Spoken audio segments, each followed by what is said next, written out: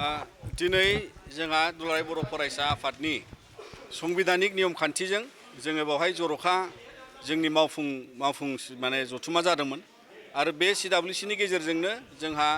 मानगोनां एसे आगोलाव बारग'लांनाय जोंनि आफादगिरिमोन दिपेन बर' बिथाङा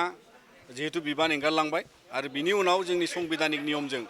जोङो दुलाराय बर' फरायसा आफादाव थाखानाय हिसाबै लोगो आफादगिरिनि बिबानाव थानाय सानैनि गेजेराव सासे आंखौहाय दिनै बिबान होनाय जाबाय आरो बेखौ लानानै जोंहा बर' माहारिनि थाखाय जोङो मिथियो आरो मोनदाङो जे बे मोनसे आफादा बर' हारिनि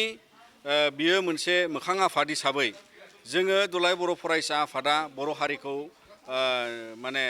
सिबिलांनानै एबा सिबिनायजों लोगोसे बेखौ सिनायथि होनायनि मोनसे बियो थावनि दुलाराय बर' फरायसा आफाद हिसाबैनो दा बेनिखायनो जों मिजिंथियो जोंहा बर' माहारिनि थाखाय जोनोम मोननाय बे आफादाव बिबान लानानै जोङो जोंनि जे राव हारिमु थुनलाइ आरो सोलोंथाइ रांखान्थि गुबुन गुबुन बिथिङाव जोंहा बायदि लाखानाय जिहेतु हाबाफारिफोर दङ